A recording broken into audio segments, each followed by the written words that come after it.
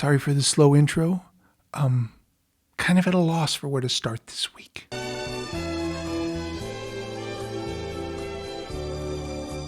See, when Sean came over to help pick out the albums for this season, he brought a few from his own collection. A lot of them were familiar, but this one? Complete mystery. Leading up to this week, I've consulted Wikipedia, gone over the album's liner notes, read the AllMusic reviews, but aside from the fact that there's some sax work by Mel Collins, who also appears on Fish Out of Water, I got nothing.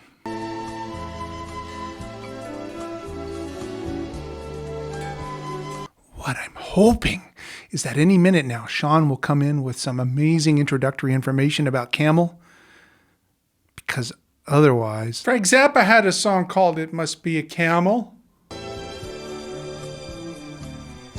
It's on Hot Rats.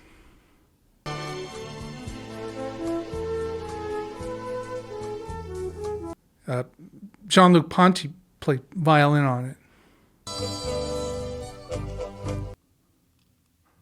it. It's the one that goes da da da da da da ba ba da da. Camel is a symphonic progressive rock band that you might not be familiar with. They aren't in that top tier of well-known commercial acts like Yes and Genesis and ELP. I'd say they're kind of in the next tier down. They are the kind of music that you discover once you're aware of the progressive rock genre and are searching for more of that good symphonic stuff. I'd say Camel's the first place you should stop.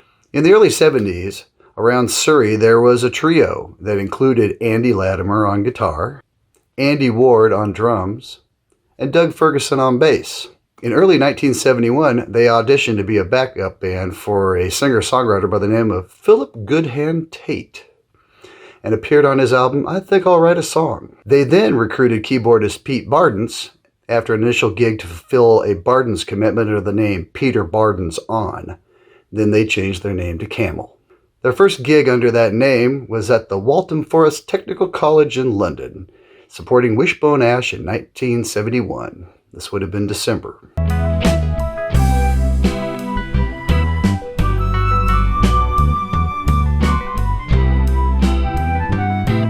In August of 1972, Camel signed with MCA Records and released their self-titled debut. In 1974, they released their critically acclaimed second album, Mirage. That didn't go unnoticed by the cigarette company. There's an alternate cover with a dragon that is on the American version. And this is the album that makes you really want to say, I'd walk a mile for a camel. For their third album, they decided to do an instrumental concept album based on the children's book, The Snow Goose. It was inspired by a children's story called The Snow Goose, written by a gentleman named Paul Gallico. It was a breakthrough album that brought Camel more attention than they'd ever had before, but not all of it was good because the author did not appreciate it. As a matter of fact, he filed a lawsuit. And his main reason was he loathed smoking. In reality, though, Gallico described himself as an addict of the vice in all its blackest forms. And his objection was simply on the grounds of copyright infringement. Camel accordingly added the prefix music inspired by The Snow Goose. Which brings us to the fourth album, which we're discussing today, Moonmadness. I heard a story on This American Life a few years ago. You guys know who Tig Notaro is? I says to her, meow. Really amazing stand-up comic. Recently, she's been doing a lot of acting, too. She's great in Star Trek Discovery. In the story, she was talking about how when she was in 6th grade, she got an opportunity to bring in a song to play for her class. The song she chose is one she'd been obsessed with for a while. You Can't Always Get What You Want by the Rolling Stones. The day comes, she brings in the vinyl copy of the album, all excited, but class runs a bit late, so her sharing of the song was pushed to near the end of class. So her classmates only got to hear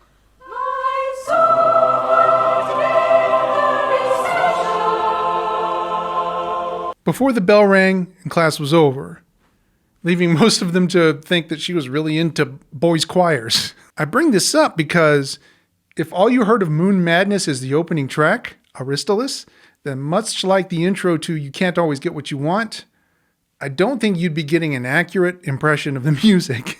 Aristolis is a delightful little Moog piece, which honestly sounds to me like the background music from an 8-bit JRPG, the one you hear as the primary quest giver explains your mission.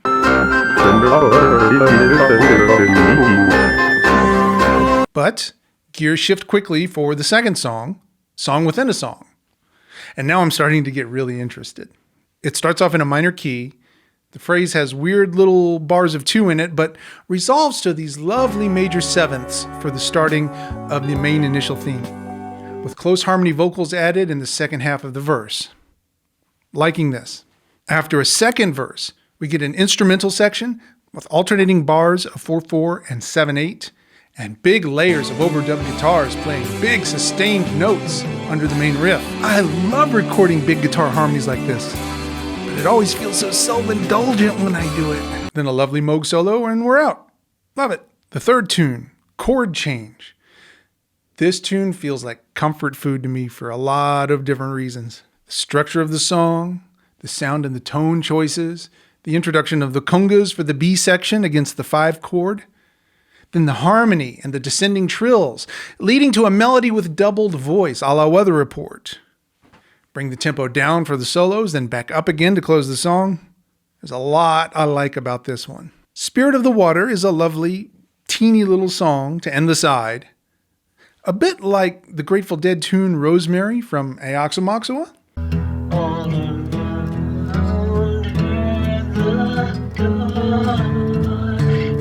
Filler, but nice. When Another Night started, the heavily chorused vocals reminded me of something I couldn't quite pin down at first. You ever have that happen to you? It's like, I know this, but I don't know this. What is this? It honestly made me crazy for about half an hour as I tried to figure it out. When I finally made the connection, kind of blew my mind for a second. Ready for this? It's the Atlanta Rhythm section. Yes! Look, if you told me that Another Night was by the Atlanta Rhythm section, well, first I'd be impressed by the odd meter, but other than that, I think I'd buy it. Or maybe I'm nuts, but man, I hear a lot of similarities between this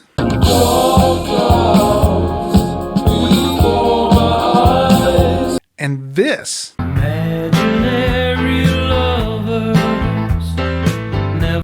Now that I think of it, there might be a bit of Gene Clark in there as well.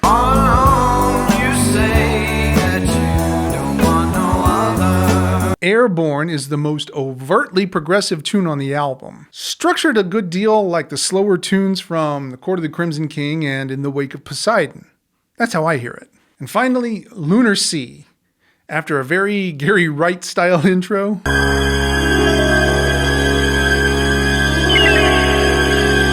we get into what is definitely my favorite song on the album. Lunar Sea starts with an up-tempo intro that segues into a Rick Wakeman-style Moog melody with a bass line lifted directly from Dock of the Bay.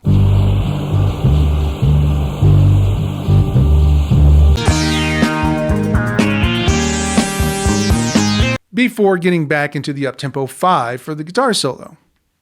I love the sound of Andrew Latimer's guitar here. You've heard the old cliche about one note being perfectly played and hitting your heart in just the right spot.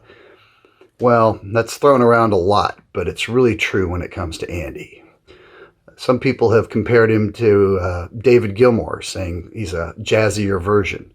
And I think that's not exactly fair, but in the ballpark.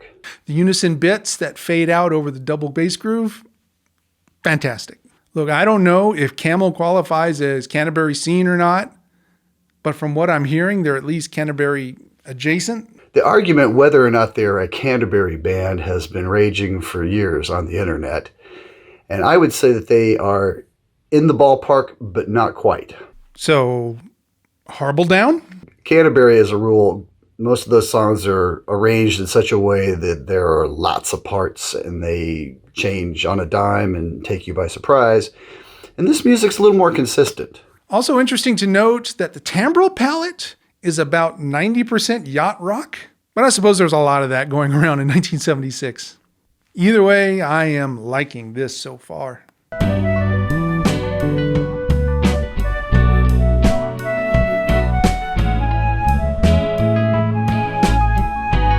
I got to tell you, the more I listened to Moonmadness, the more excited I got to talk about it at the end of the week.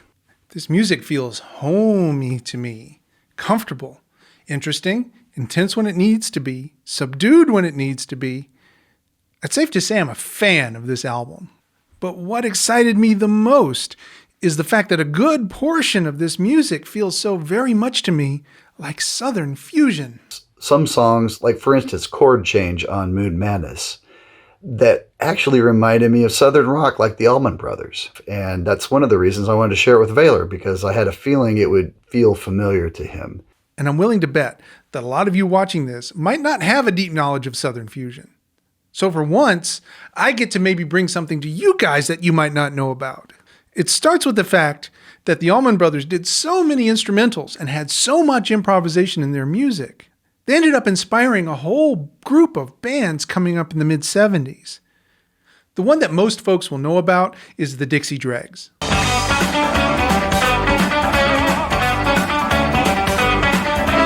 Originally from Augusta, though they didn't get their full lineup together until Steve Morse attended the University of Miami. Plus, they were signed to the same record label as the Allman Brothers, Capricorn. Even had the same road manager, Twigs Linden. That's him on the back cover of Freefall. But there are other Southern fusion bands you need to know of that I think have more in common with Camel. Sea Level, for example, the band that Chuck Leavell, J-Mo, and Lamar Williams started in the mid-1970s, with the amazing Jimmy Knowles on guitar.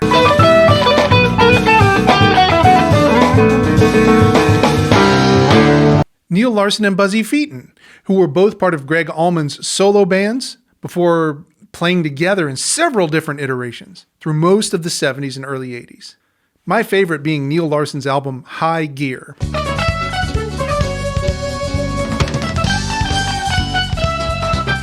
Tall Dogs with Jerry Sorn on guitar, Earl Ford on trombone, and Joe English, later to play with Paul McCartney, on drums.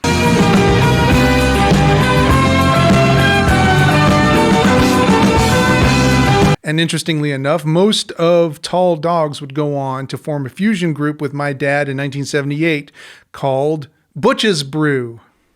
While Moonmadness brought them their biggest success to date, the band fragmented after that. The bass spot was filled by none other than Richard Sinclair, the voice of Canterbury. I mean, it's a great record, Rain Dances. It's unique in the catalog. And the follow-up, Breathless, features a similar lineup, going for a slightly more commercial direction. I should mention that also part of that 1977 lineup for Rain Dances and Breathless included Mel Collins on saxophone, who we first heard from most likely on King Crimson's Islands album, and then later he played on Fish Out of Water from Chris Squire, which we featured last week. The band put together yet another lineup. This is where Colin Bass enters the picture on bass, and on keyboards we have Moog Wizard Kit Watkins, who had been with a group called Happy the Man.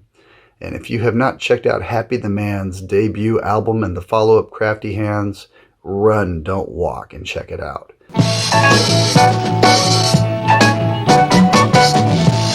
And you get a dose of them on the album they put out in 1979 called I Can See Your House From Here. So anyhow, the band continued through the 80s putting out a string of albums that are interesting and sometimes wonderful. 1981's Nude comes to mind. The follow-up to Nude was 1982's The Single Factor, which is often considered kind of a low point in the catalog, but it has a couple songs that make it worth owning for sure. After a 7-year hiatus, Andy Latimer revived Camel in 1991. There's a couple noteworthy 90s albums, including 1996's Harbor of Tears and Rajaz, which came out in 1999.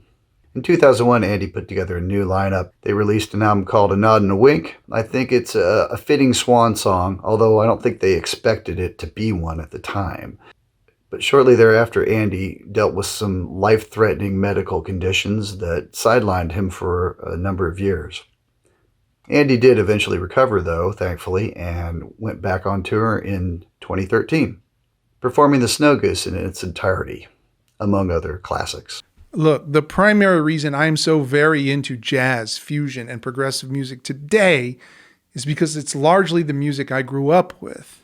And by that, I don't just mean that this was the music that was playing in the house. It certainly was, but that's not all of it. more importantly, the people who made the music, they were my friends and family. And so, despite the fact that Camel are from Guildford and Surrey, shout out to Captain Lee at Anderton's, this music feels like home.